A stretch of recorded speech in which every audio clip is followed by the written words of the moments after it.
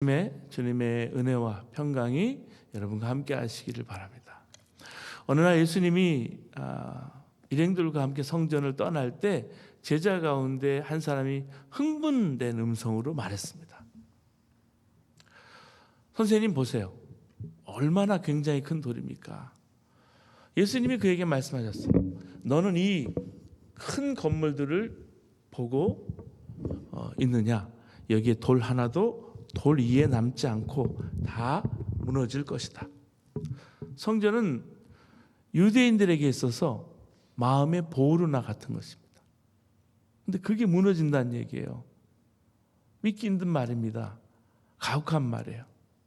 제자들은 반신반의하면서 그런 일이 언제 일어나겠는지, 그리고 그때가 어떤 징조가 일어날지 물어요. 예수님의 대답은 분명합니다. 적그리스도, 거짓 그리스도가 등장해서 사람들을 미혹하게 하고 전쟁의 소문이 도처에서 들려오고 그 때문에 기근에 시달린 사람들이 많아지고 진리의 길을 걷고자 하는 이들이 박해를 받게 될 때라고 말합니다. 예수님은 제자들의 마음을 나른한 그런 행복으로 이끌지 않습니다. 어떤 때는 맨발로 마치 가시를 밟는 것처럼 곤혹스러운 자리로 데려가기도 해요. 여러분, 예수님을 믿는다는 것은 예수님과 운명을 같이 하는 사이가 된다는 말이에요. 예수님의 운명이 뭘까요? 십자가입니다. 그래서 주님이 제자들에게 이르십니다. 너희는 내 이름 때문에 모든 사람들에게 미움을 받을 것이다. 그러나 끝까지 견디는 사람은 구원을 받을 것이다. 암흑이 지배하는 것 같은 혼돈의 시대는 새로운 존재이면서 우주적인 왕이신 인자의 도래와 더불어서 끝날 거라는 것입니다. 그날과 그때는 아무도 모릅니다. 오직 하나님만 아셔요. 틀림없이 다시 오시겠지만 그때가 언제인지 알 수가 없다는 사실은 우리에게 깊은 당혹감을 안겨줘요.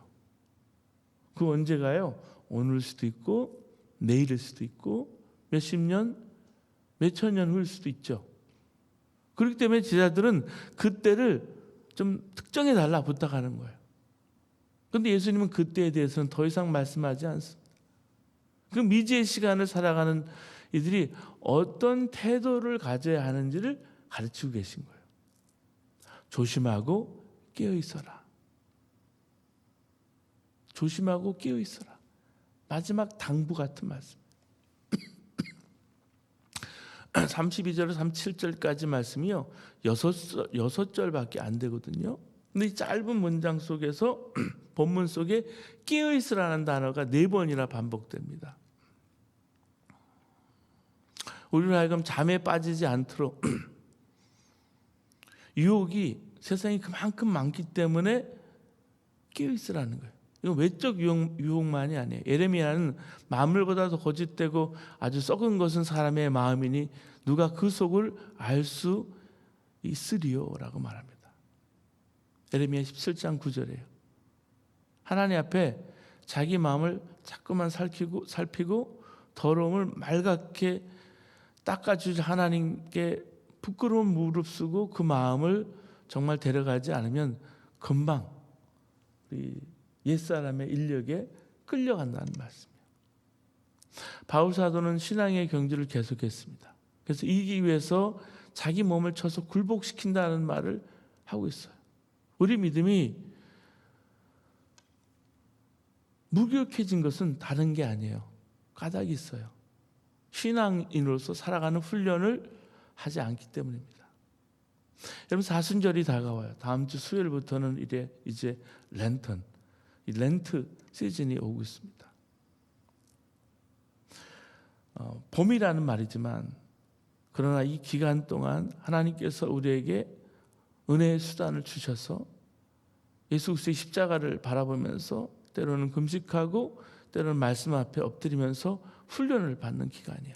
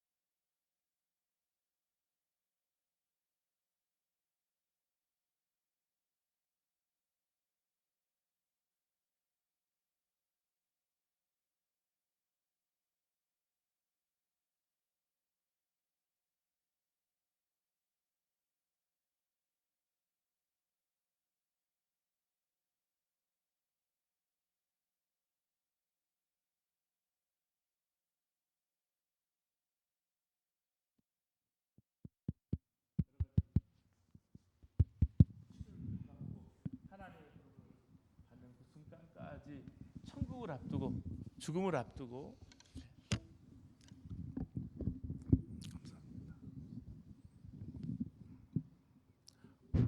천국을 앞두고 죽음을 앞두고 3년 동안은 12월이면 가족들과 함께 수련회를 가진 거예요. 가족 수련회를 가진 거예요. 그러면서 삶의 그 마무리, 그 믿음, 우아한 마무리를 하는데 자녀들 셋이 늘 얘기하는 거예요. 근데 마지막 천국 환송 예배 때 그 딸 셋이 자기 아버지로서, 멘토로서, 그리고 친구로서 그 아버지의 죽음을 준비하면서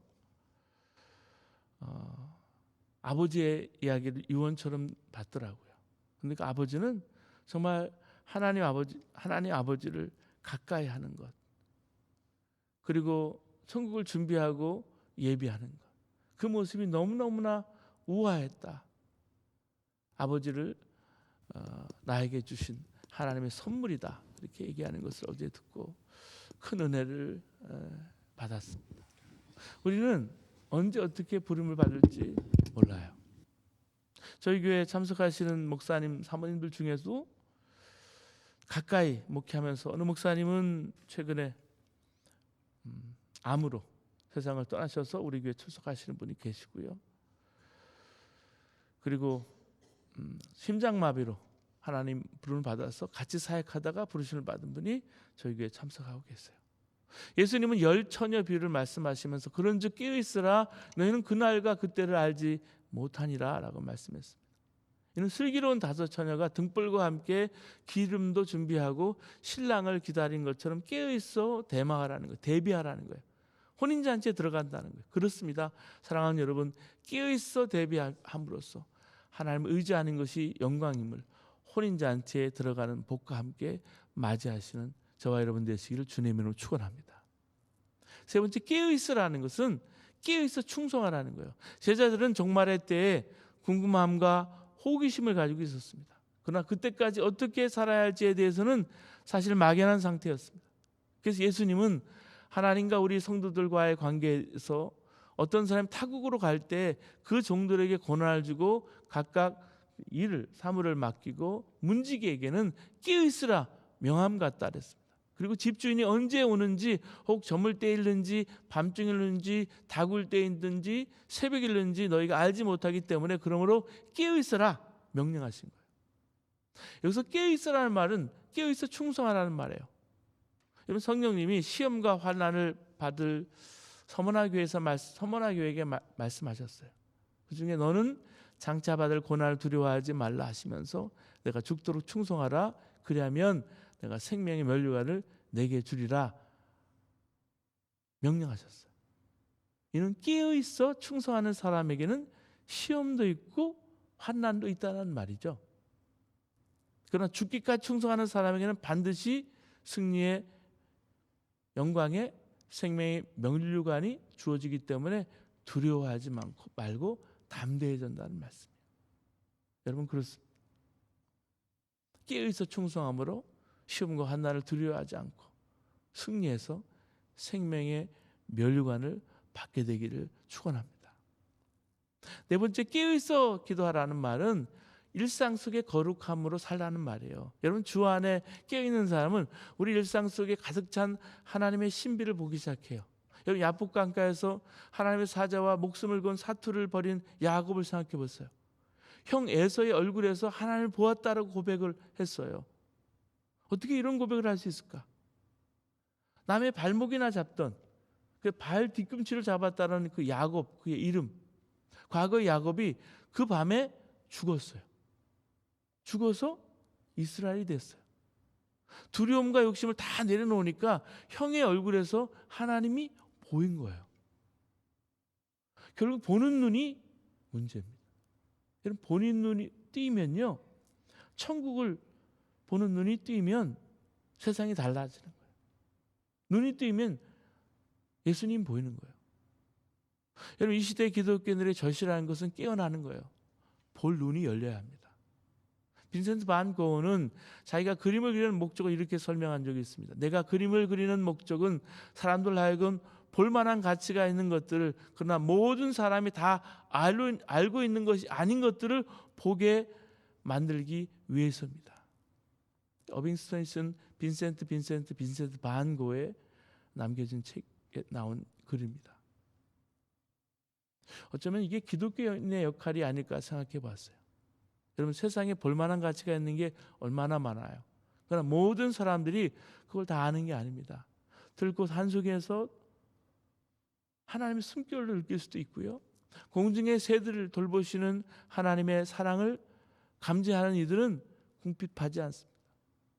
우리를 통해 사람들이 하나님이 함께 하시는 것을 느낄 수 있어야 돼요. 여러분, 우리가 섬기는 교회가 감리교회예요. 메소디스트라는 말을 쓰잖아요. 메소디스트. 이 말의 유래는 존 웨슬리가 영국에 이제 옥스포드라는 칼리지가 있잖아요.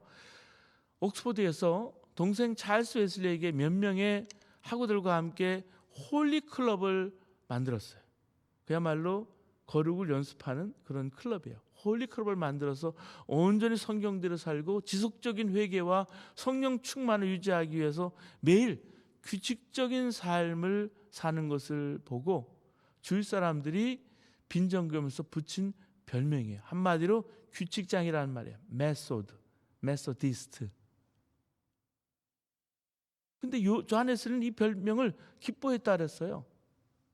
하나님 나라를 향해서 나아가고자 애를 쓰는 사람들의 모임의 성격을 그대로 여러분 메소디스트가 반영하고 있었기 때문에 규칙장이.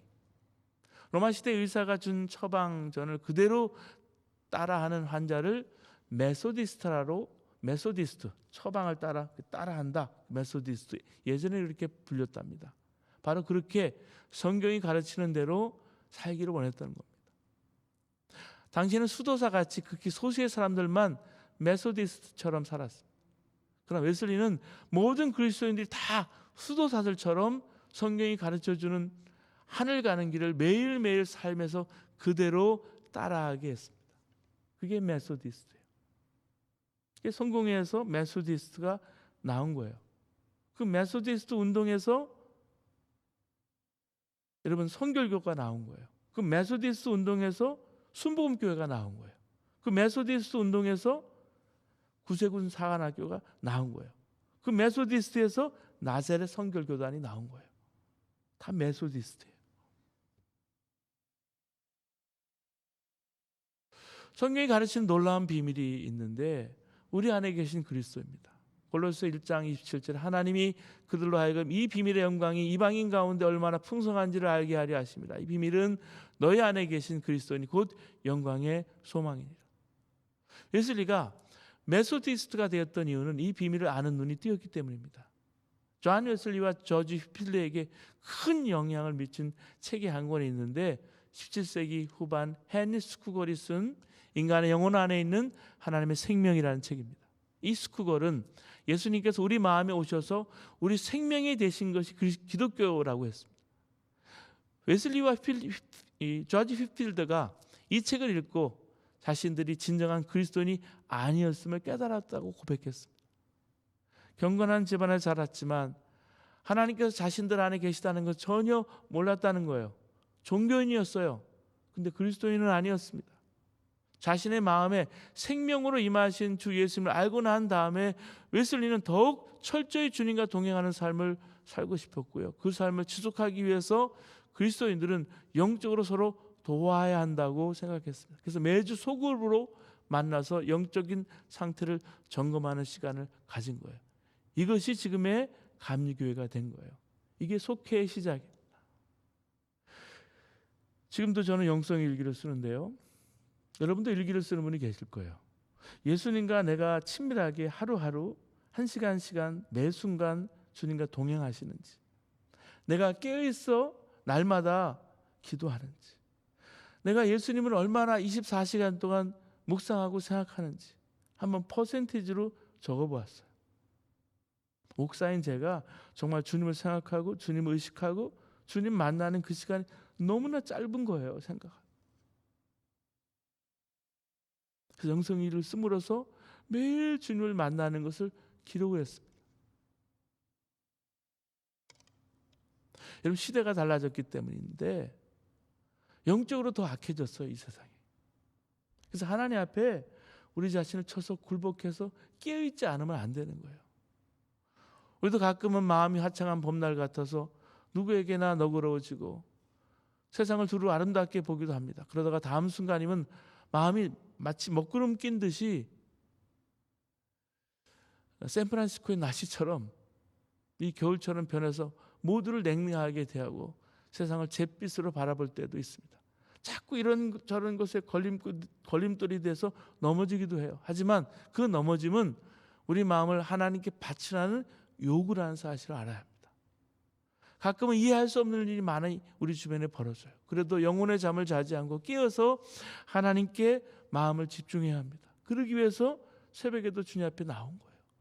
우리에게 주어진 일들을 하나님이 맡기신 일로 여기고 하나님 앞에 충성을 다하는 거예요. 뭐 직업이나 삶의 그런 활동을 말하는 것이 아니고요. 우리가 맺고 있는 모든 관계, 책임을 모두 일컫는 말입니다. 베드로 사도는 어려운 시대를 살아간 성도들에게 낙심하거나 강박해지지 말고 성도다운 삶을 살라고 말했습니다. 다니엘은 포로로 잡혀간 처지에 바벨론 왕국에 제공하는 고기를 먹지 않았습니다. 다른 신에게 기도하면 사자굴에 던져진다는 왕의 폭을 알고 있었고요. 정적들이 자신에게 올무를 놓았다는 사실을 알고도 그는 늘 하던 대로 예루살렘을 향해서 열린 창문을 향해서 하나님 앞에 기도했습니다. 다니엘은 왜 이렇게 고지식하다 할 정도로 경건하다 못해도 지나칠 정도로 철저히 하나님 말씀 가운데 살았을까요?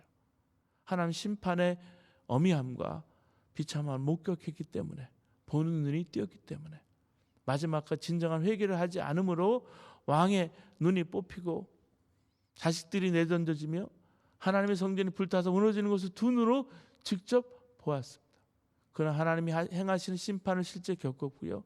역사는 하나님께 주관하시는 것을 분명하게 보았기 때문에 우상의 나라 바벨론 궁중에서 하루하루가 살얼음 디디는 것 같은 위험한 삶이었지만 정말 철저히 하나님 말씀대로만 하나님 바라보며 살기로 결단했습니다. 충성을 다했어요. 이게 여러분 우리의 마음입니다. 마지막 당부, 깨어있어 기도하라는 주님 앞에 나아가는 여러분의 삶에 깨어있어 대망하며 충성하며 눈이 띄어지는 역사가 있게 되기를 주님의 이름으로 축원합니다. 이제 기도하시겠습니다.